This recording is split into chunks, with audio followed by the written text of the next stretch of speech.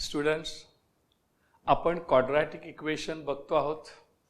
आपण formula method बघितली, त्याच्या सहाय्याने डिस्क्रिमिनंट कसा काढायचा, विवेचक कसा काढायचा बघितला आपण. त्याच्यावरून लक्षात घ्या, जे काही डिस्क्रिमिनंट आहे त्याचं रूट्स, त्याच्यावरून त्याचे रूट्सचं नेचर आपण ठरवलं.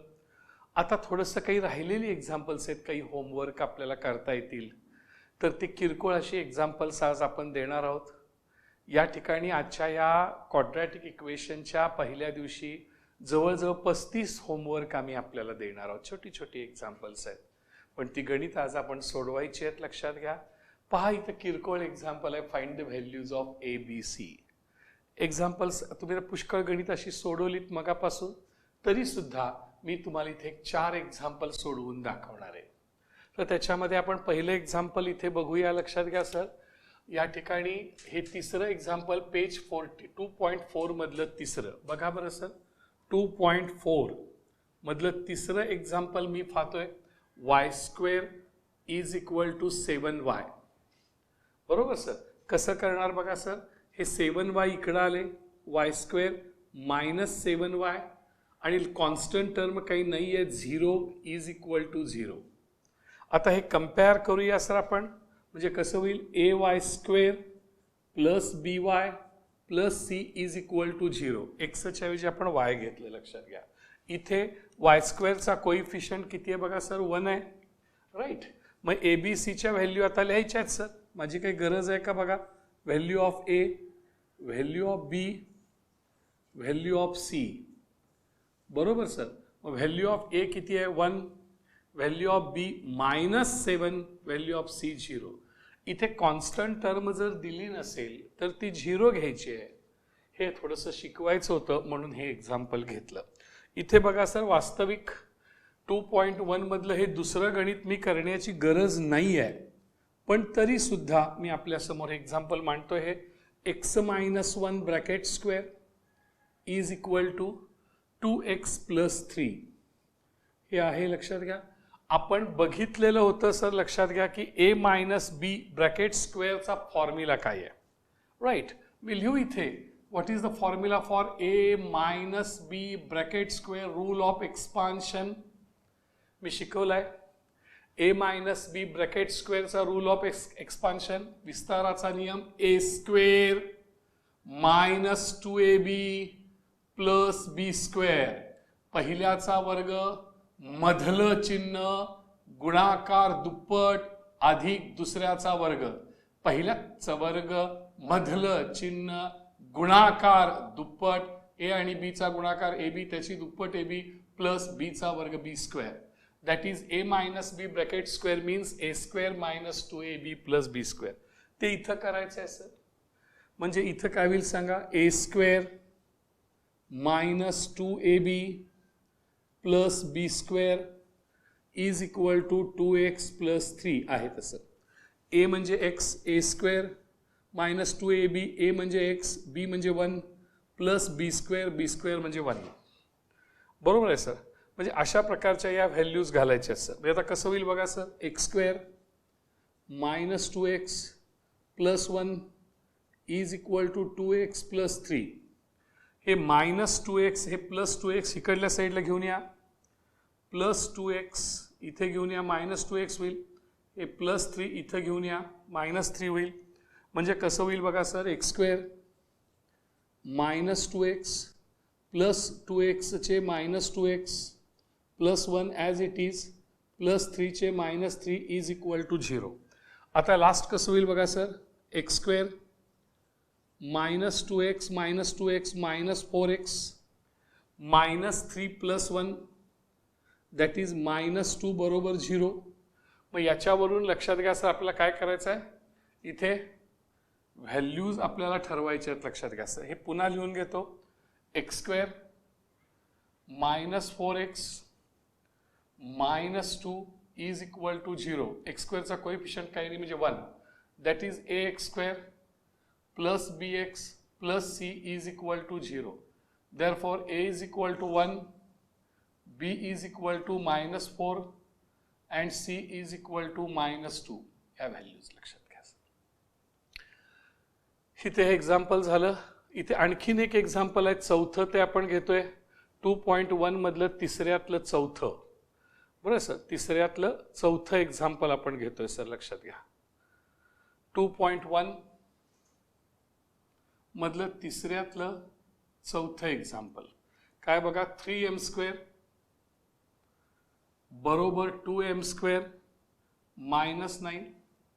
हे जे 2m² आहेत ते ह्या साईडला येतील, प्लसचं काय होईल बघा sir, minus. Therefore 3m² -2m² -9 इकडे आले +9 इज इक्वल टू 0. या ठिकाणी हे -9 सुद्धा ह्या साईडला आले, लक्षात घ्या, +9. म्हणजे कसं होईल सांगा, 3m² -2m². 3m², 3 पेरू मधून 2 पेरू गेले, 1 पेरू. 3 मँगोज मधून 2 मँगोज गेले, 1 मँगो. देअरफॉर 1m², m नाही आहे, plus 0m +9 is equal to 0. हे 0m लिहिणं आवश्यक आहे, 0m लिहिणं आवश्यक आहे. Therefore am² plus bm plus c is equal to 0. Therefore a is equal to 1, b is equal to 0 and c is equal to 9. इथे सर m ची term नव्हती म्हणून ती 0m घेतली. आता आपण लास्ट एक्झाम्पल बघतो, हे बघूया सर कसं होईल. लास्ट एक्झाम्पल घेतोय आपण 2.1 मधलं तिसऱ्यातलं 6वं. 2.1 मधलं तिसऱ्यातलं 6वं एक्झाम्पल आपण पाहतोय. बघा बरं, x² -9 इज इक्वल टू 13. हे 13 ह्या साईडला घ्या, मला +13 चे काय होईल सांगा बरं, -13. Therefore x² -9, right, -13 is equal to 0. हे प्लस होते ना, मायनस झाले. -13 -9 किती झाले बघा, -13 -9. Signs are equal, make addition. 13 -9 बरोबर सर, म्हणजे 22. x² -22 is equal to 0. मग इथं x टर्म नाही आहे, x टर्म नाही आहे, म्हणजे 1x² plus 0x -22 is equal to 0. Therefore ax² plus bx plus c बरोबर 0. Therefore a is equal to 1, b is equal to 0 and c is equal to -22. हे लक्षात घ्या, इथे झाले ABCच्या व्हॅल्यूज. ओके, तर अशा प्रकारे सर मी इथे 4 एक्झाम्पल्स मी केली, 1 2 3 4 विच आर डिफिकल्ट. त्याच्यामध्ये मी सांगितलं की x² -22 मध्ये x ही टर्म नव्हती म्हणून लक्षात घ्या ती 0x घ्यायची. इथं तशीच ती 0m आपण घेतली. पहिल्या गणितामध्ये कॉन्स्टंट टर्म नव्हती, ती आपण 0 घेतली. इथं a - b ब्रॅकेट स्क्वेअर होता, त्याचं a² - 2ab + b². हा जो रूल ऑफ एक्सपान्शन आहे, हा रूल ऑफ एक्सपान्शन लक्षात घ्या आपण या ठिकाणी केला. आणि अशा प्रकारे जी वेगवेगळी गणित होती थोडीशी डिफरंट टाईपची, ती मी घेतलेली आहेत. बाकीचे एक्झाम्पल्स आपण करायचे आहेत. आता हे 5वं गणित करत असताना पीनी पहिल्याला गुणायचं, पीनी दुसऱ्याला गुणायचे. होमवर्क्सचे एक्झाम्पल आहेत, लक्षात घ्या, इझी आहेत. हे मायनसनी ह्याला आतमध्ये गुणा, ह्याला मायनसनी आतमध्ये गुणा, ह्याला मायनस मायनस प्लस होईल, हे मायनस इंटू प्लस मायनस होईल आणि मग इकडे घ्या. बरोबर, तशी सोपी एक्झाम्पल्स आहेत, लक्षात घ्या. हे सुद्धा हे ह्या साईडला घ्या, -y² चे +y² +10 चे -10 घ्या, 2y चिन्ह प्लस आहे. हे आपल्याला करता येतील, लक्षात घ्या, होमवर्क करत असताना. तसंच लक्षात घ्या बाकी सगळी सोपी इझी एक्झाम्पल्स आहेत, ते आपण करून ABCच्या व्हॅल्यूज काढून घ्या. हा फ्रेंड्स, अतिशय सोपा असा प्रकारचा भाग आपण बघणार आहोत आता, की दिलेलं इक्वेशन हे क्वाड्रॅटिक इक्वेशन आहे किंवा नाही हे ठरवायचं आहे. अगदी हे प्रकरण सुरू झाल्याबरोबर at the beginning this question is appeared. बघा सर, हा जो क्वेश्चन दिलेला आहे, decide which is the following are quadratic equations, हे आपल्याला कोणते क्वाड्रॅटिक इक्वेशन्स आहेत आणि कोणते क्वाड्रॅटिक इक्वेशन्स नाही ते ठरवायचं आहे. कसं ठरवायचं हे इक्वेशन्स वरून, तर देअर आर 2 कंडिशन्स. आणि त्या कंडिशन्स कुठल्या आहेत बघा सर, इथे लिहिलेले आहेत conditions. Conditions for quadratic equations काय आहे सांगा. नंबर 1, ओनली 1 व्हेरिएबल पाहिजे. आपण बघतो सर की आपण पहिलं प्रकरण बघितलं होतं की लिनियर इक्वेशन्स ऑफ 2 व्हेरिएबल्स. त्याच्यामध्ये एक्स आणि वाय असे दोन व्हेरिएबल्स असायचे, नाही चालणार. क्वाड्रॅटिक इक्वेशन मध्ये ओनली वन व्हेरिएबल पाहिजे, एक्स व्हेरिएबल पाहिजे किंवा वाय पाहिजे किंवा एम पाहिजे किंवा एन पाहिजे, एकच पाहिजे, only one variable. Maximum index of it is 2. आणि हे जे व्हेरिएबल आहे एक्स व्हेरिएबल, ह्याचा इंडेक्स जास्तीत जास्त घातांक, मॅक्झिमम म्हणजे जास्तीत जास्त, त्याचा जास्तीत जास्त घातांक हा 2 असला पाहिजे. 3 चालणार नाही, 4 चालणार नाही. बरोबर आहे सर, जास्तीत जास्त घातांक हा 2 असलाच पाहिजे. लक्षात घ्या, 2 म्हणजेच लक्षात घ्या या ठिकाणी स्क्वेअर क्वाड्रॅटिक इक्वेशन मध्ये मिनिमम मॅक्झिमम इंडेक्स 2 पाहिजे. तर आपण बघूया सर, इथं पेज नंबर 31 एक्झाम्पल नंबर 3 हे आपण इथे इक्वेशन लिहून घेतलंय. m⁻³ - 5m² + 4. इथे बघा बरं, वन व्हेरिएबल आहे का? येस, m हे व्हेरिएबल आहे, एकच व्हेरिएबल आहे. There is only one variable m. मग लक्षात घ्या मॅक्झिमम इंडेक्स किती आहे, तर हा इंडेक्स 2 आहे, पण हा मॅक्झिमम नाही आहे. मॅक्झिमम इंडेक्स किती आहे सांगा? 3. नाही चालणार, म्हणजे maximum index is not 2, is not 2, therefore it is not quadratic equation. दुसरी कंडिशन फुलफिल होत नाही, त्यामुळे हे क्वाड्रॅटिक इक्वेशन नाही, हे वर्ग समीकरण नाही. बघा आणखीन बघा, पेज 31 मधलं एक्झाम्पल नंबर 4 सॉल्व्ड आहे. l+2 आणि l-5 मध्ये मल्टिप्लिकेशन साइन आहे, लक्षात घ्या, इज इक्वल टू 0 इथं आहे. आणि हे एक्झाम्पल करत असताना l × l l², l × -5 -5l, +2 × l +2l, +2 × -5 +, -2 5 10 is equal to 0. l² - 5l + 2l - 10 आपण कशा प्रकारे मल्टिप्लाय केलं हे बाणांनी दाखवले. -5l + 2l, -5l + 2l. Here signs are different. Make subtraction. 5 - 2 is 3. मोठ्याचं चिन्ह द्या, -3l. So l² - 3l - 10 is equal to 0.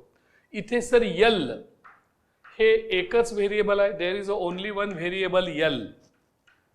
लक्षात घ्या, मॅक्झिमम इंडेक्स 2 आहे का? येस, इथं 1 आहे, पण मॅक्झिमम इंडेक्स 2 आहे. So here maximum index is 2, so it is a quadratic equation. इथेच असंच एक्झाम्पल तुम्हाला इथं दिसतंय बघा, सेम एक्झाम्पल इथे दिसतंय बघा, m+2 आणि m-2. इथे m नी पहिल्याला मल्टिप्लाय करा, m नी दुसऱ्याला करा, +2 नी पहिल्याला, +2 नी दुसऱ्याला, आणि असंच सोडवा. लक्षात घ्या, तर असंच हे क्वाड्रॅटिक इक्वेशन आहे. हे आणि हे ऑलमोस्ट सेम आहे. लक्षात घ्या, क्वाड्रॅटिक इक्वेशन आहे. आणखीन काही आपण एक्झाम्पल्स यातली बघणार आहोत. लक्षात घ्या, जी आपण ही एक्झाम्पल बघणार आहे, हे एक्झाम्पल बघणार आहे, आणि ही 2 एक्झाम्पल्स, असे अजून आपण एक 4 एक्झाम्पल आणि हे एक 5वं एक्झाम्पल आपण बघणार आहोत. अशी 5 एक एक्झाम्पल आपण बघणार आहोत. बघूया या इकडे.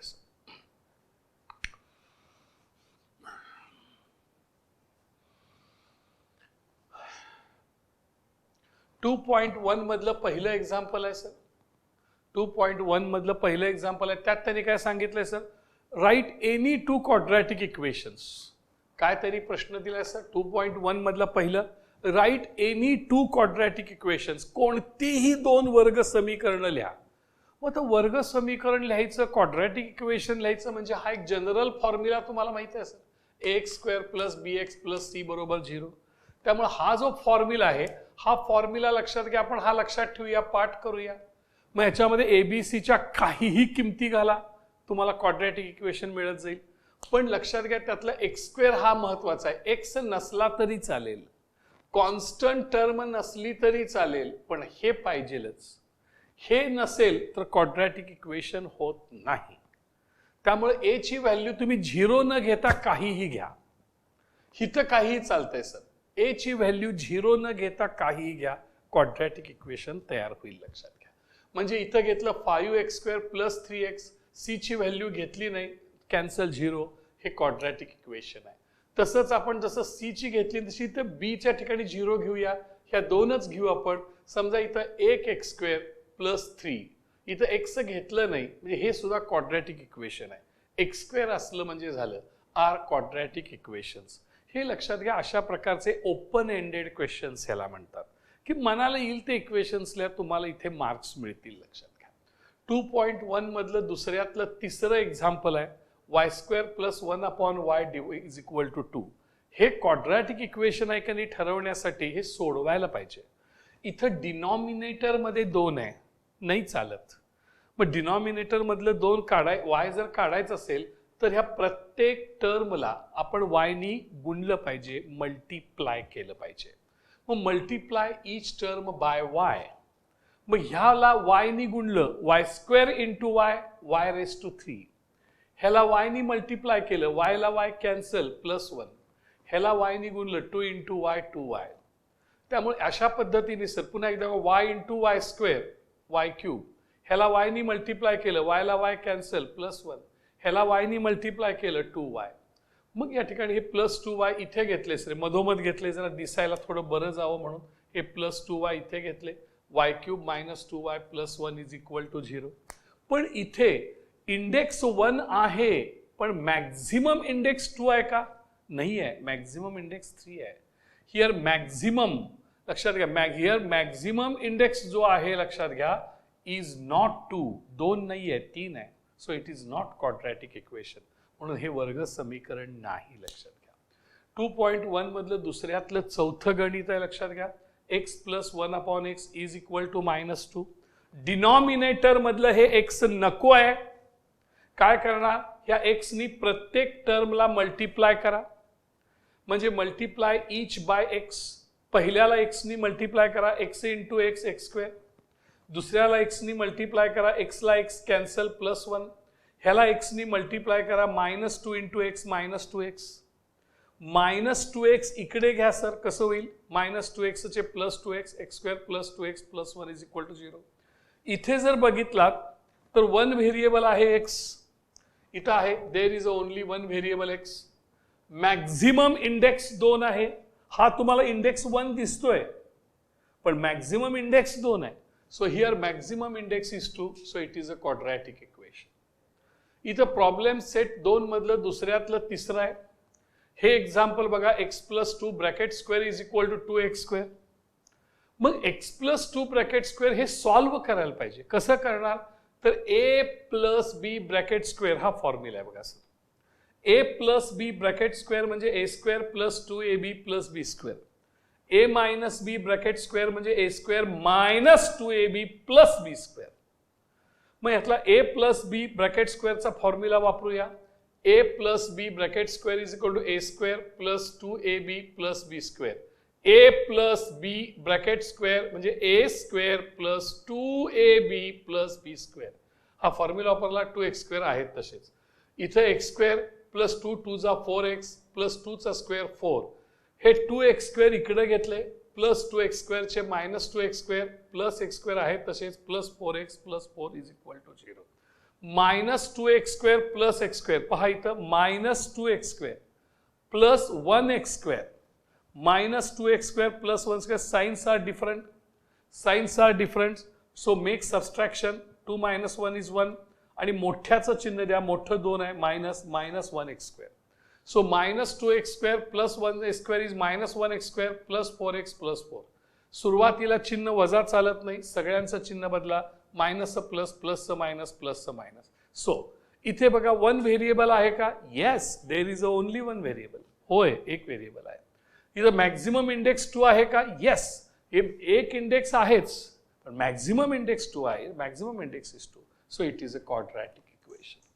लक्षात घ्या वर्ग समीकरण जे आहे ते वर्ग समीकरण ठरवत असताना 2 कंडिशन्स आहेत. लक्षात घ्या की ओनली 1 व्हेरिएबल पाहिजे आणि maximum index of that variable is 2.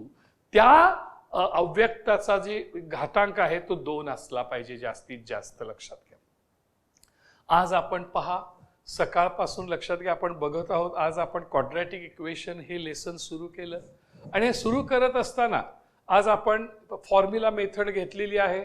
या ठिकाणी लक्षात घ्या फॉर्म्युला मेथड मध्ये आपण x is equal to minus B plus or minus under root of B square minus 4ac divided by 2a हा फॉर्म्युला वापरून आपण एक्झाम्पल सोडवली.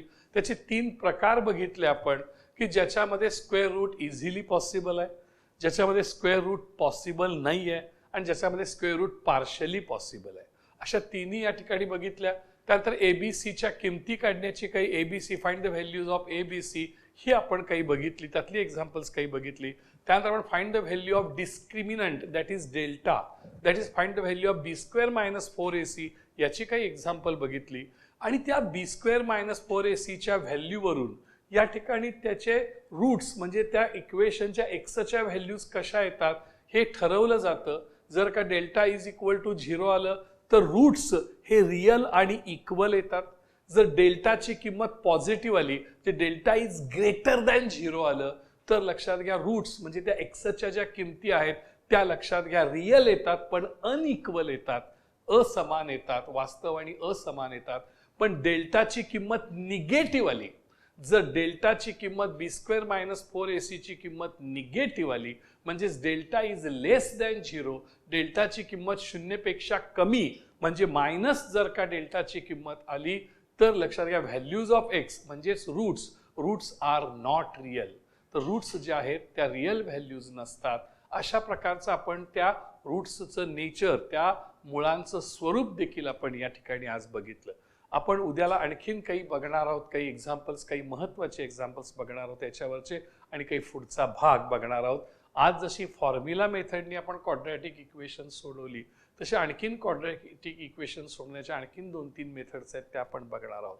पण आज जी 10 गणितं मी घेतली ती गणितं तुम्ही न बघता सोडवली पाहिजेत, ती पुन्हा चेक केली पाहिजेत. आणि आज ऑलमोस्ट 35 होमवर्क दिलेली आहेत आणि ती होमवर्क तुम्ही आज केली पाहिजेत. 2-3 तास होमवर्कला लागणार आहेत, लक्षात घ्या. ती होमवर्क करायची आहेत. मी ब्लॅकबोर्डवर आन्सर्स पण दिलेले आहेत, त्या आन्सर्स प्रमाणे चेक करायचे आहेत आणि नंतर आम्ही डिटेल आन्सर नोट्सच्या स्वरूपामध्ये आपल्याला देणार आहोत. आपला दररोजच्या दररोज अभ्यास जर आपण केला तर निश्चितपणे त्याचा उपयोग होईल. जर आपण होमवर्क केला तर आपल्याला एक अभ्यासामध्ये एक आवड निर्माण होईल, लक्षात घ्या. आणि तुम्हाला जर का आमचा हा व्हिडिओ आवडत असेल, आमचं हे शिकवण आवडत असेल तर जरूर आपण आपल्या मित्रांना सांगावं आणि आपल्या मित्रांना हा ॲप डाउनलोड करून घेण्यासाठी आपण त्यांना सूचना द्यावी. धन्यवाद.